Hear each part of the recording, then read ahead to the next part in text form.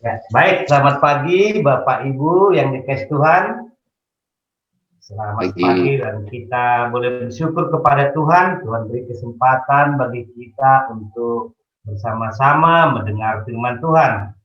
Hari ini saya mau mengajak kita membaca firman Tuhan dari 2 Korintus.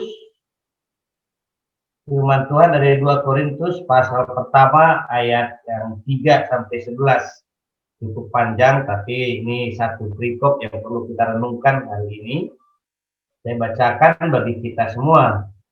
Terpujilah Allah Bapa Tuhan kita Yesus Kristus, Bapa yang penuh belas kasihan dan Allah sumber segala penghiburan, yang menghibur kami dalam segala penderitaan kami, sehingga kami sanggup menghibur mereka yang berada dalam bermacam-macam penderitaan dengan penghiburan yang kami terima sendiri dari Allah.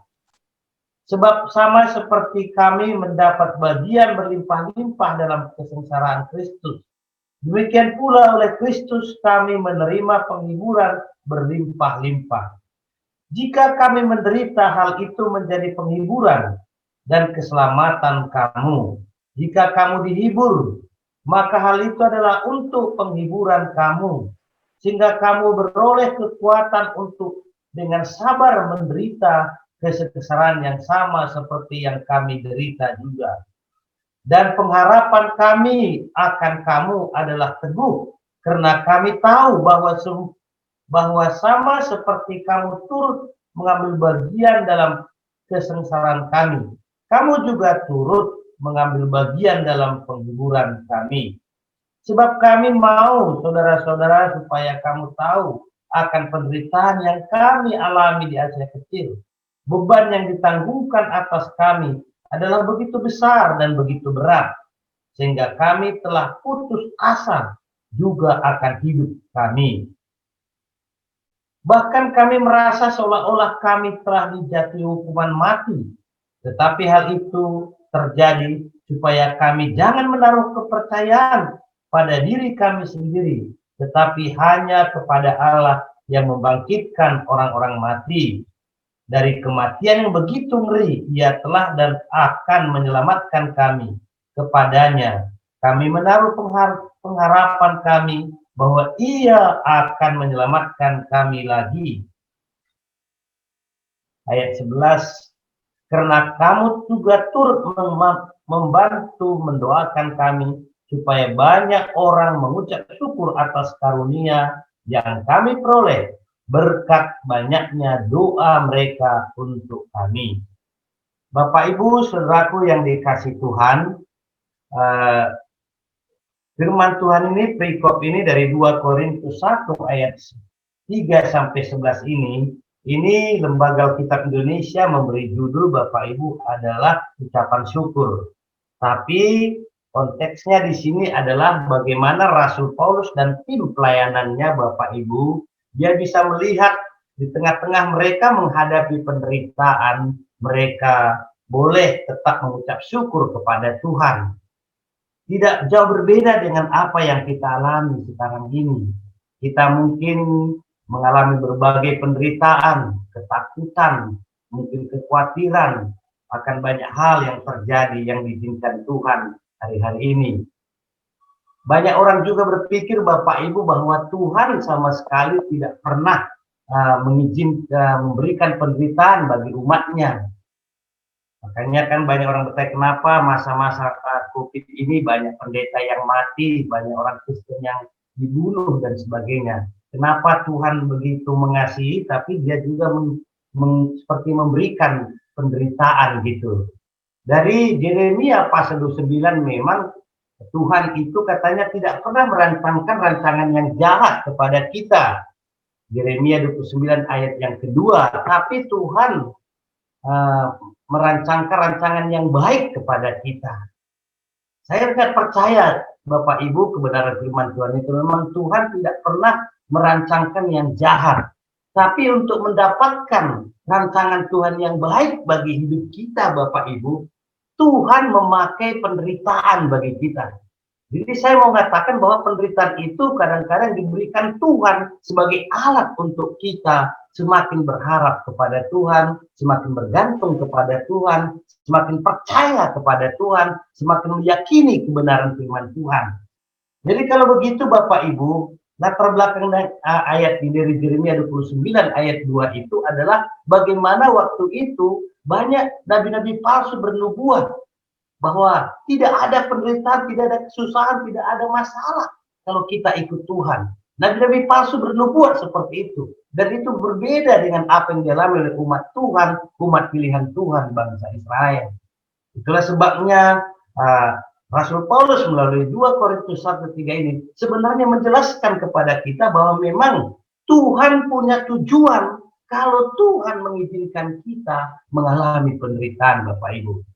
Saya menemukan dari pembacaan kita ini tadi Bapak Ibu 2 Korintus 1 ayat 3 saya baca ada 3 hal yang perlu kita pahami ya mengenai penderitaan. Ada 3 hal yang harus kita renungkan kalau kita diizinkan Tuhan mengalami penderitaan. Yang pertama adalah ayat 3 sampai 4a. Saya sudah bacakan tadi bagi kita dan saya melihat di situ bahwa sebenarnya Allah ingin menghibur setiap orang yang menderita. Jadi kalau kita diizinkan Tuhan mengalami penderitaan karena Tuhan mau ya setiap kita bisa menjadi menghibur orang-orang yang menderita. Kalau kita mengalami penderitaan, Tuhan mau kita sanggup dan memberikan pemahaman bahwa penderitaan itu ada diizinkan Tuhan supaya kita kuat, supaya kita semakin bersandar kepada Tuhan. Rasul Paulus dan tim pelayanannya mengalami seperti itu Bapak Ibu. Mereka diizinkan Tuhan mengalami banyak penderitaan, banyak kesulitan dalam penderitaan firman Tuhan itu. Tapi mereka semakin percaya dan semakin melihat pertolongan Tuhan yang dahsyat.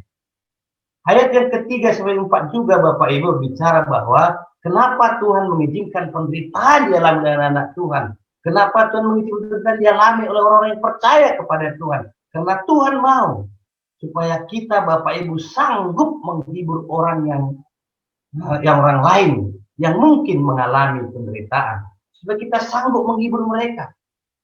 Bapak Ibu dikasih Tuhan, saya senang sekali menghibur orang yang yatim piatu karena saya mengalami sebagai anak yang yatim piatu, nggak kenal bapak ibunya gitu ya, nggak bergaul akrab, nggak pernah dekat dengan orang bapak ibu karena mereka cepat-cepat dipanggil Tuhan ke surga. Tapi karena apa yang saya alami itu, kalau ada orang-orang yang mengalami penderitaan karena yatim piatu, saya mudah sekali untuk menghibur mereka, menguatkan mereka.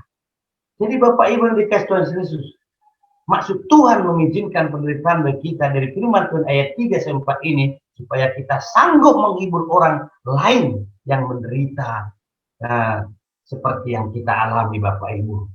Dan yang ketiga Bapak Ibu ayatnya yang ke-8-9, tadi saya sudah baca, kita nggak perlu baca lagi, dikatakan, sebab kami mau saudara supaya kamu tahu akan penderitaan yang kami alami di Asia kecil. Jadi Rasul Paulus bercerita mengenai penderitaannya, apa yang mereka alami di Asia kecil, bagaimana mereka menghadapi tantangan. Dan dikatakan di sini Bapak Ibu, ada katanya, ada kata di sini supaya kami jangan menaruh kepercayaan pada diri kami sendiri. Artinya ayat 8-9 ini dari 2 Korintus 4, Tuhan mau kita mengalami penderitaan atau mengizinkan supaya kita tidak mengandalkan diri sendiri. Kadang-kadang Bapak Ibu, kadang-kadang banyak sekali kita mengandalkan diri kita sendiri.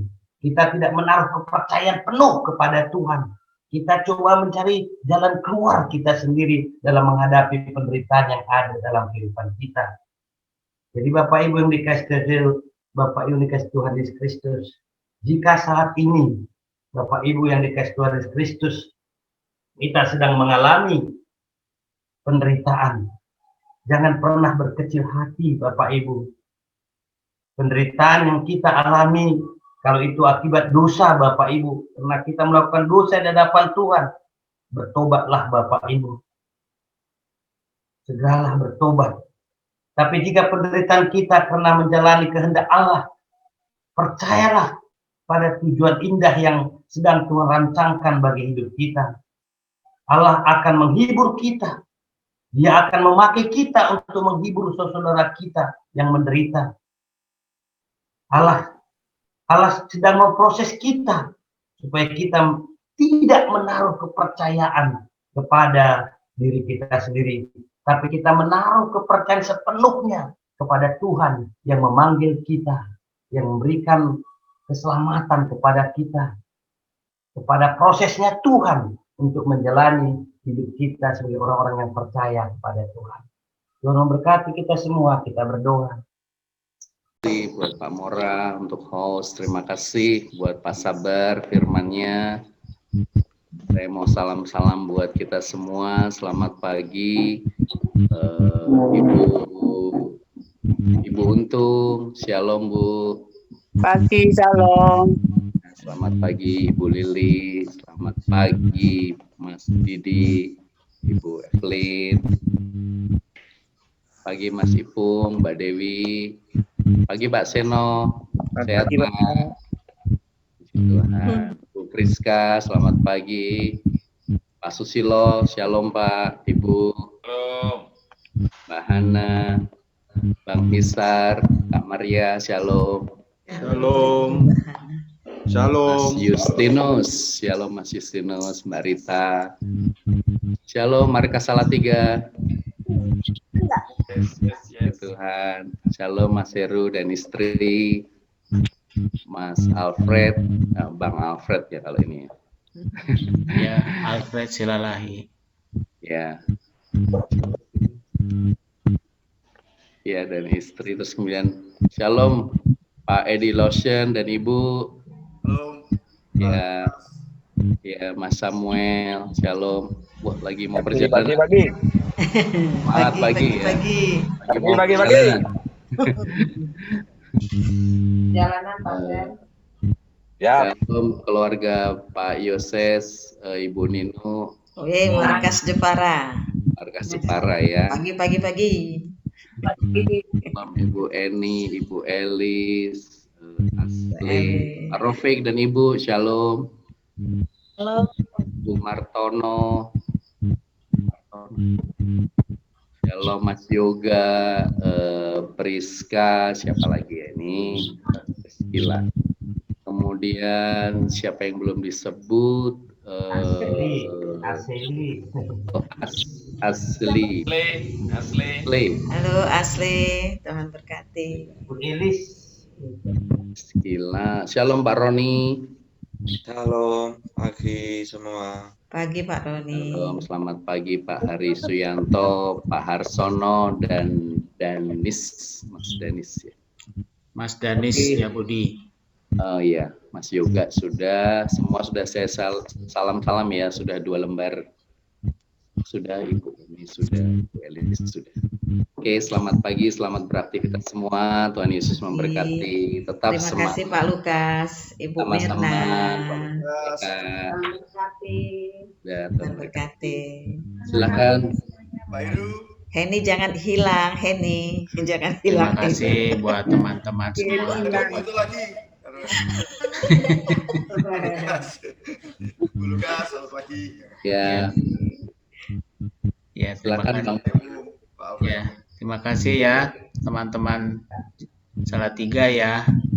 Sama-sama Bang. Ketemu lagi semua nanti besok pagi kembali berdoa bersama.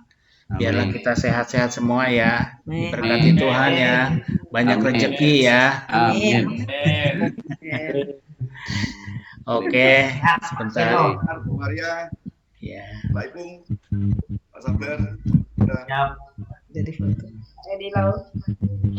Pak Seno.